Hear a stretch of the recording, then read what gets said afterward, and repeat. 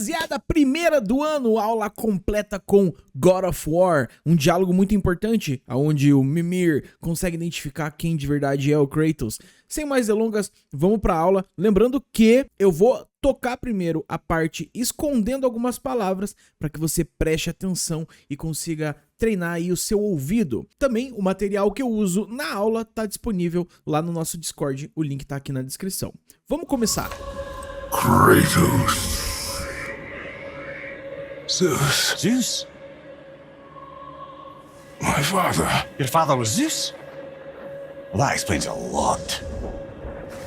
That explains a lot, ou seja, isso explica muita coisa. Pergunta pra você, o porquê que esse explains aqui tá levando um S no final, tá? O porquê que é explains e não sem o S, explain? O explain leva um S no final porque ele tá no presente simples no inglês, no tipo explica, cozinha, corre, faz, trabalha, etc. Todos esses verbos estão no presente simples. Olha só os meus exemplos. This explains, ou então that explains. He explains, it explains. Exemplos numa frase, dá uma olhada. It explains why they are late. Então isso explica o porquê eles estão atrasados. The book explains the history of the city. Ou seja, o livro explica a história da cidade.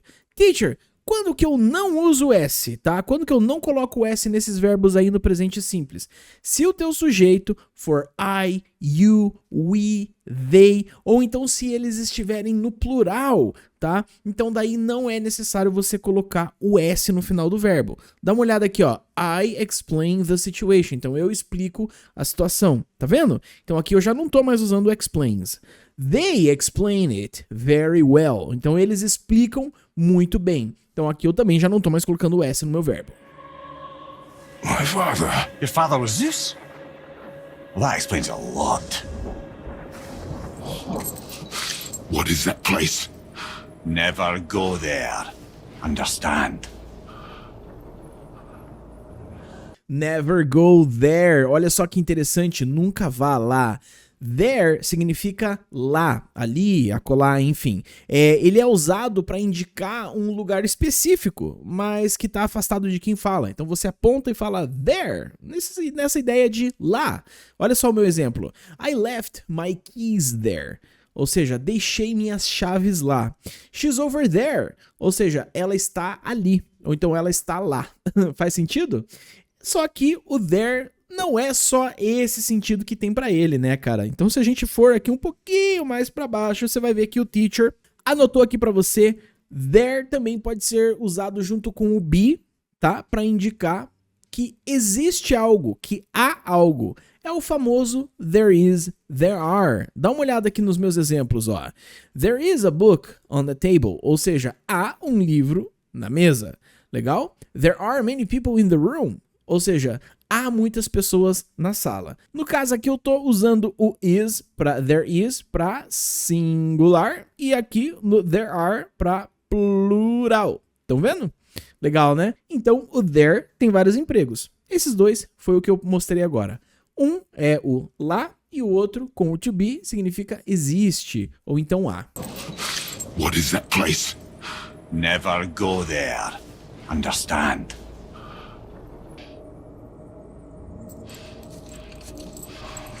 How is he here? That is not possible. How is he here? Ou seja, como que ele está aqui?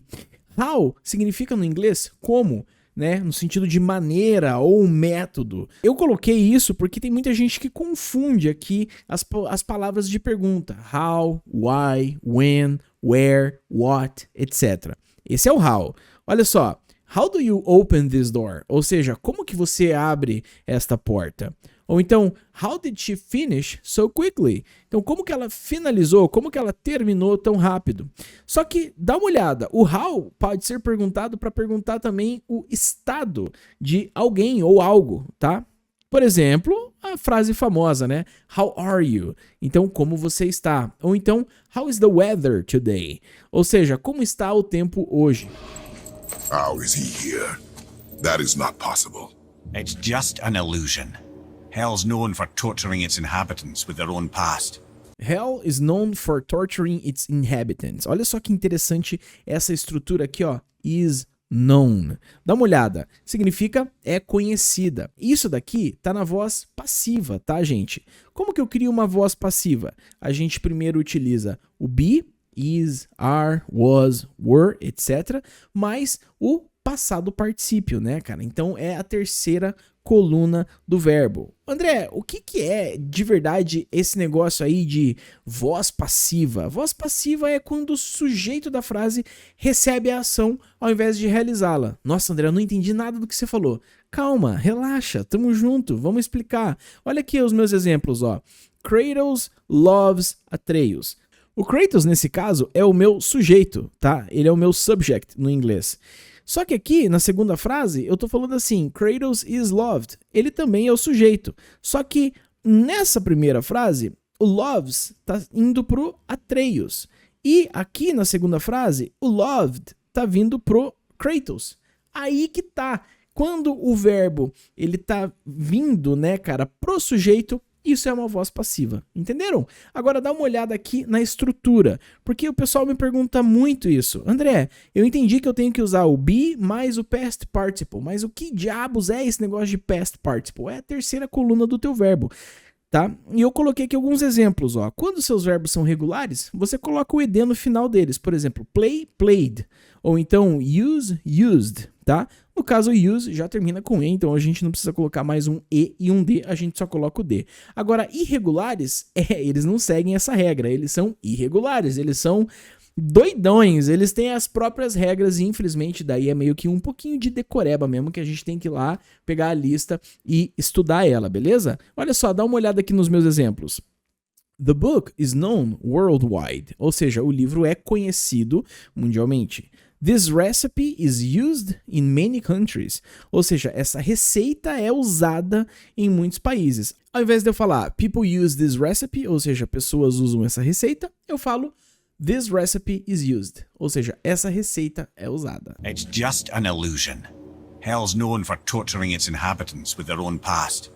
We should focus on getting back to your son. Focus on getting back to your son. Olha só que interessante. Concentrar em voltar pro seu filho. Dá uma olhada, presta atenção nessa parte que é importantíssima, cara.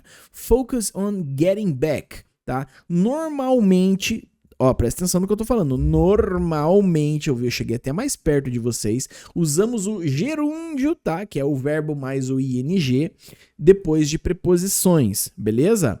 Na verdade, ele não tá agindo muito como um gerúndio de ando, indo, ando. Ele tá agindo mais como um substantivo. Mas dá uma olhada aqui nos meus exemplos só para você poder entender, tá?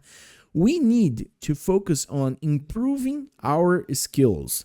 Então precisamos nos concentrar em melhorar nossas habilidades. Perceba que daí o on é essa preposição, tá? On, in, at, etc. E daí depois desse verbo, esse verbo improve, a gente vai colocar o ing. Dá uma olhada no meu próximo exemplo. Não precisa ser necessariamente só focus on, tá? She insists on studying every day. Ou seja, ela insiste em estudar todos os dias, tá? Então perceba, cadê minha preposição? Tá aqui, ó, on.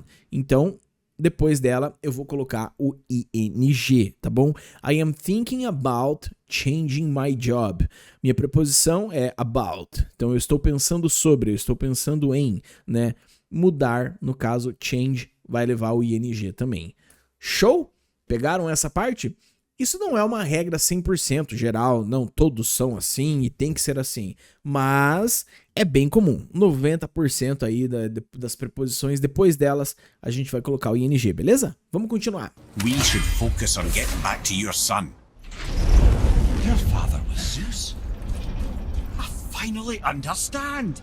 I finally understand. Olha só que interessante. Aqui eu coloquei em verde porque normalmente em verde eu gosto de focar com os meus alunos a pronúncia das palavras, tá?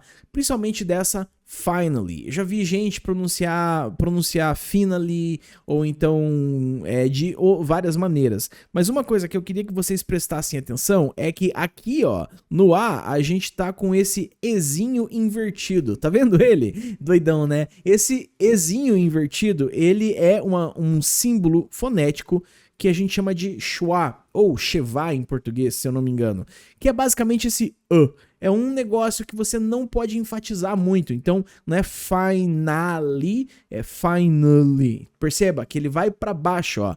I finally got it. No meu exemplo aqui, né? Eu finalmente entendi, né? I finally got it. Perceba, finally, não finally. Percebeu? Percebeu a diferença? Finally, finally. Não, finally. Finally, tá? Vai um pouquinho para baixo aí. Ó, I finally got paid, ou seja, eu finalmente recebi ou eu finalmente fui pago. Your father was Zeus? I finally understand. I'm dangling from the hip of the bloody ghost of Sparta. Do not call me. Essa parte eu acho muito boa. I am dangling, ou seja, eu estou pendurado e balançando. Quando a gente pendura e balança algo assim, ó, esse algo está dangling, tá? Olha só, the keys are dangling from his hand, ou seja, ele está segurando e as chaves estão penduradas e balançando na mão dele, tá? Uma outra palavra que eu coloquei aqui em laranja pra gente aprender é o bloody. Bloody é uma palavra muito usada, principalmente no inglês britânico, tá?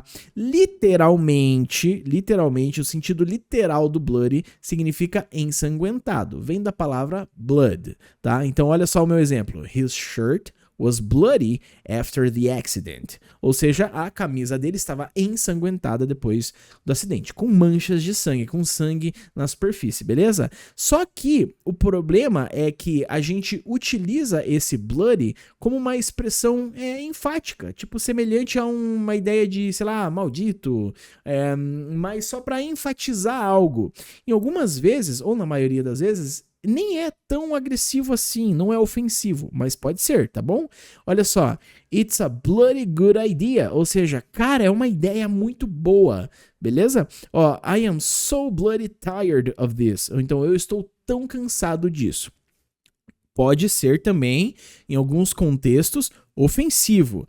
That bloody idiot forgot his keys again. Ou seja, aquele maldito idiota esqueceu as chaves de novo. Aí aqui, quando eu tô misturando com bloody idiot, aí eu já tô sendo um pouquinho mais agressivo. Eu tô enfatizando idiot, né? Então vai ser algo mais ofensivo, tá? Mas só para vocês entenderem que o bloody é usado quando você joga jogos, por exemplo, The Witcher 3, o próprio God of War, ou então até mesmo Baldur's Gate 3, que eu tô jogando agora, eu vi várias vezes essa palavra bloody. I'm dangling from the hip of the bloody ghost of Sparta. Do not call me that. Do not call me that. Então não me chame assim. Eu queria que vocês prestassem atenção nessa palavra call. Ela significa chamar. E muita gente acha que é somente ligar. Não, ela tem outros empregos. Bom, um deles, né, pode ser esse chamar. Chamar pelo nome ou chamar pelo título, tá?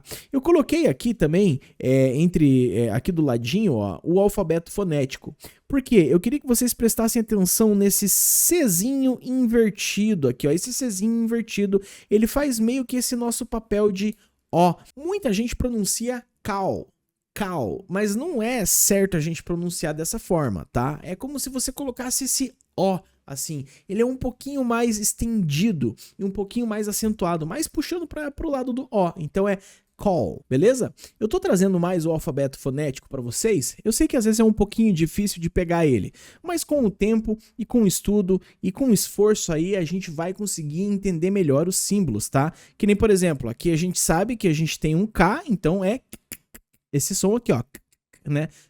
Call. E daí tem o L para finalizar, que faz esse som de call, beleza?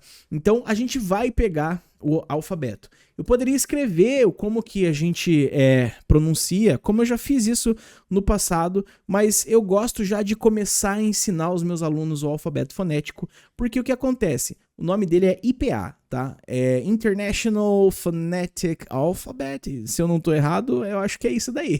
Ele é internacional. Isso vai te ajudar muito para você aprender outros idiomas, não só o inglês. Quando você for pro francês, você vai ver ele de novo. Quando você for pro italiano, pro qualquer outro idioma que você quiser, vai ter o alfabeto fonético internacional. Ele é muito maneiro, é massa de aprender.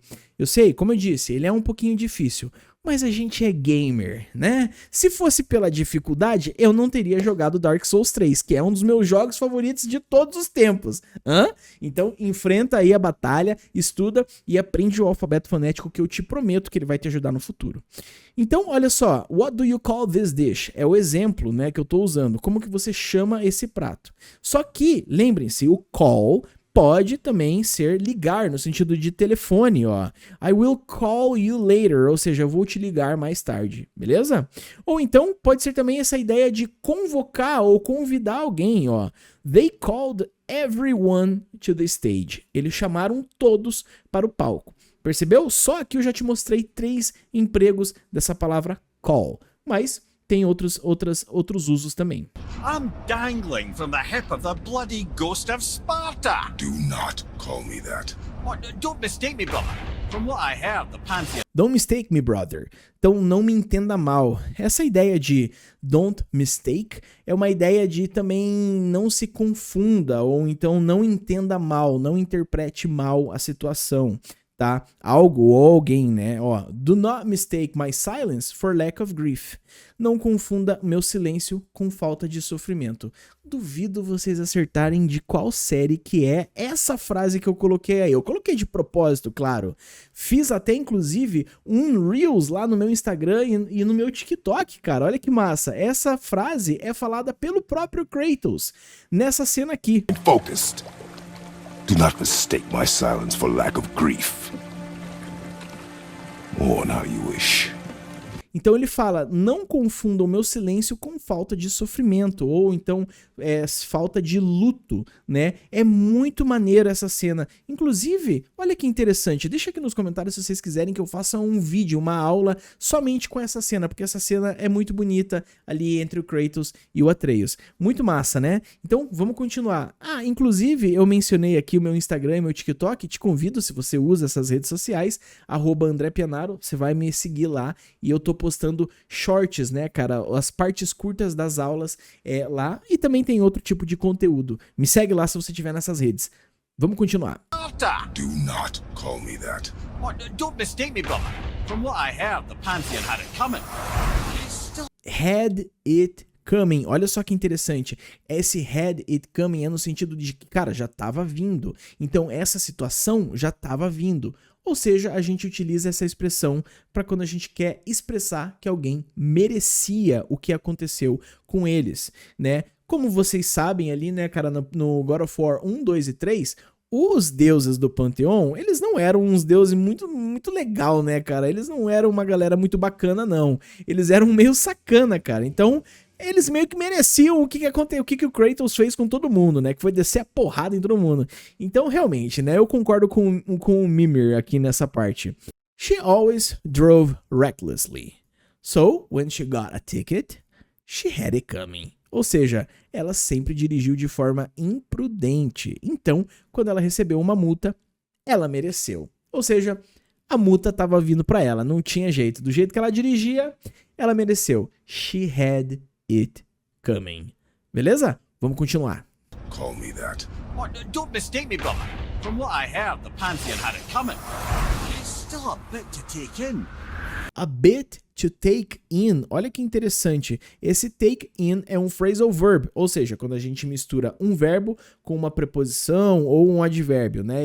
A gente coloca 2 ou 3 palavras para mudar o sentido de um verbo. Isso é o que a gente chama de um phrasal verb, que significa absorver. Take in significa absorver, processar. That's a lot to take in, tá? Isso é muito para processar. Take in também tem outros significados, como esse daqui que eu separei para vocês, ó. Acolher ou hospedar alguém, ó. We decided to take in a stray dog. Então nós decidimos acolher um cachorro de rua. Esse take in é meio que você pega para dentro, né? Então você absorve, acolhe e etc. From what I heard, the Pantheon had it coming. It's still a bit to take in. I knew you hate gods, but you really can't stay away from them, can you?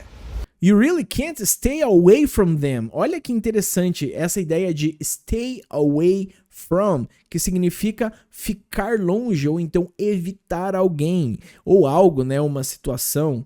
Geralmente, esse alguém ou algo pode ser ruim, né, cara? Olha só o meu exemplo, ó. Stay away from those people, they are trouble. Ou seja, fique longe dessas pessoas. Elas são problemáticas, elas são confusão.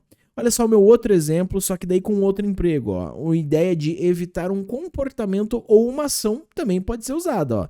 Stay away from gossip. It only causes problems. Então fique longe de fofocas. Isso só causa problemas. Eu tenho muita gente aí que eu precisava falar essa mesma frase, né, cara? Stay away from gossip. Take in. I knew you hate gods, but you really can't stay away from them, can you? You must say nothing to the boy. He must never know. You must say nothing. Olha que interessante essa parte, cara. Say nothing significa dizer nada. Muita gente me pergunta, peraí, André, por que eu tô usando nothing ao invés do anything? Por quê? Porque no inglês a gente não tem como usar o nothing junto com uma palavra negativa. Nossa, André, eu não entendi nada que você falou. Vem comigo. Positivo, uma frase positiva, a gente vai usar o nothing. Em uma frase negativa, a gente vai usar o anything. Como eu vejo gente errando isso, cara, não é brincadeira. Ó, I have nothing to say about this. Ou seja, eu não tenho nada a dizer sobre isso. Ou então, I don't have anything to say about this. Ou seja, eu não tenho nada para dizer sobre isso. Ambas, a gente tá falando a mesma coisa. Mas perceba que na segunda frase eu tô usando o don't. Ou seja, ela é negativa. Eu nunca posso usar, por exemplo, o nothing em uma frase negativa assim, ó. Como esse exemplo que eu tô colocando agora aqui para vocês verem, ó. I don't have nothing. Não, não, não, não. Isso no inglês é o que a gente chama de double negative, tá? Double negative. E isso é errado. A gente não faz isso. Lógico que se você fala assim, ó, I don't have nothing to say about this, as pessoas vão te entender, claro. Inclusive, muito nativo americano ou nativo britânico fala muito isso. Faz esse double negative. Mas, gramaticalmente, tá errado. Eu gosto de evitar um pouco falar desse jeito. Então, eu falo assim, ó. I have nothing to say about this. But you really can't stay away from them, can you? You must say nothing to the boy. He must never know. Bollocks, brother. Respectfully, bollocks. Bollocks, brother. Respectfully, bollocks.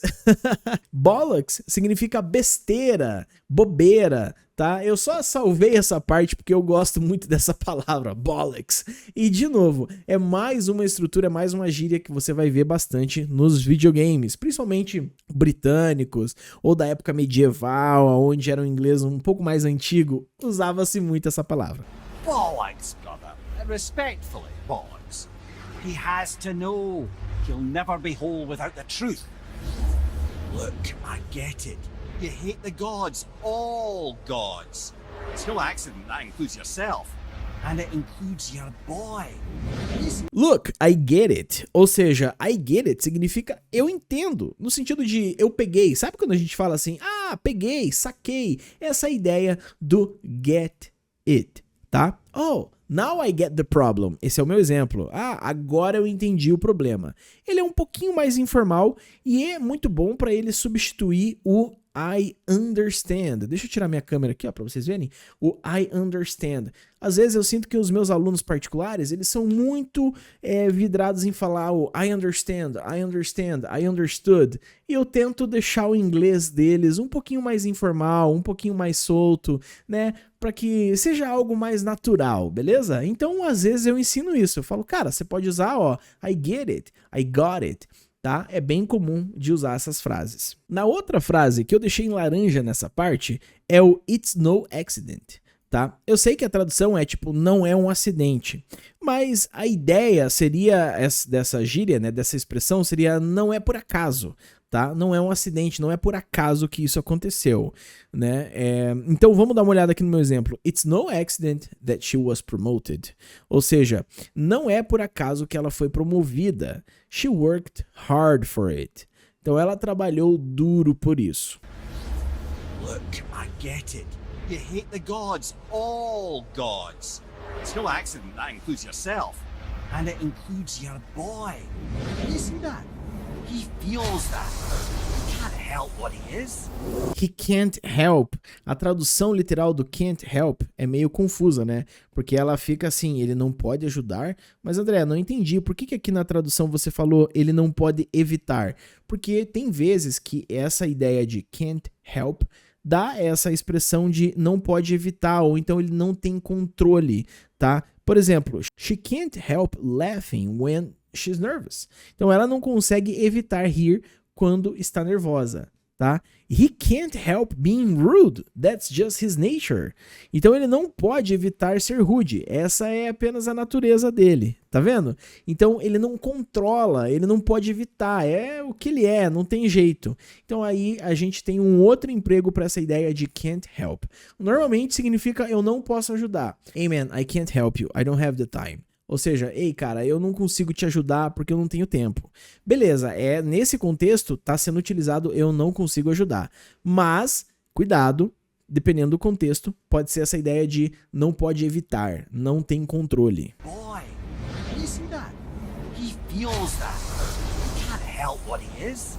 He can't begin to help it because you haven't even told him.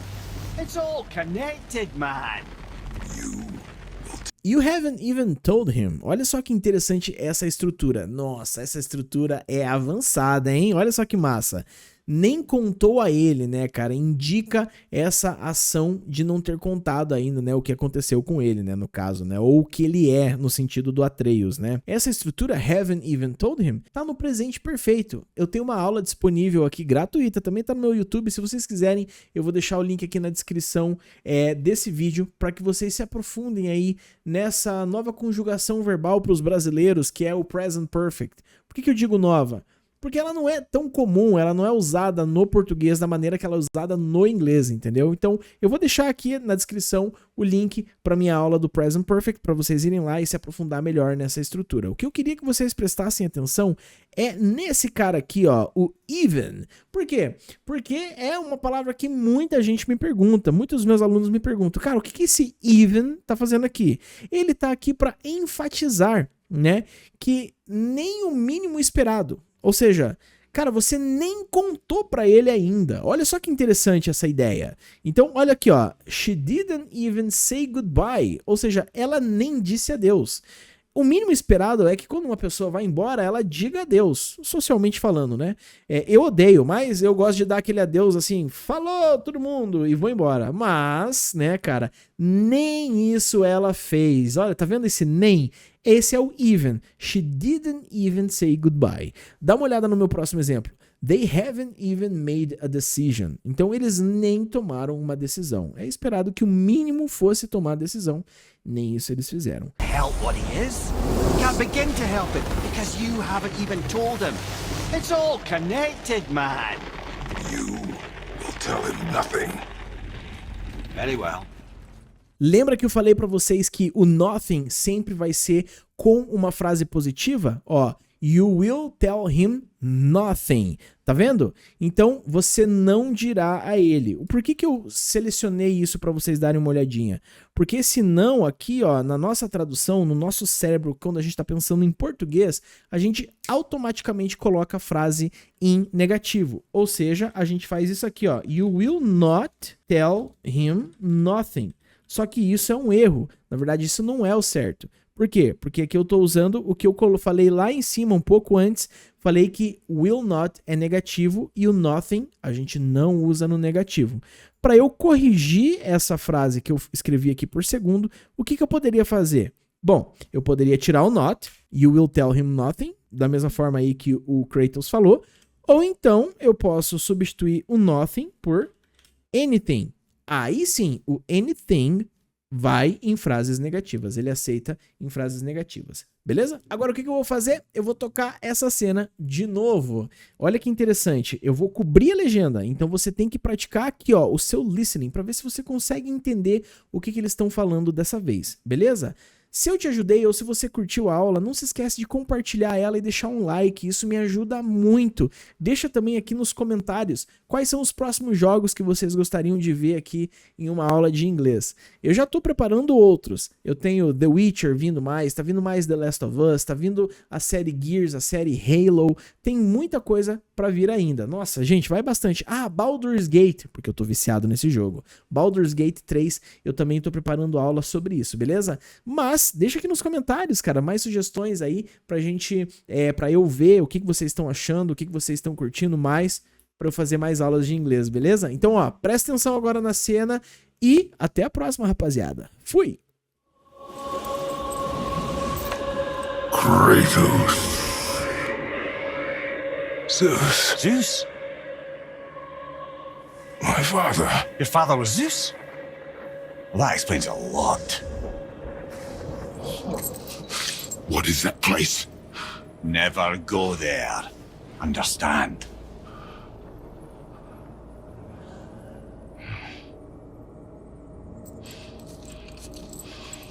How is he here? That is not possible. It's just an illusion. Hell's known for torturing its inhabitants with their own past. We should focus on getting back to your son. Your father was Zeus?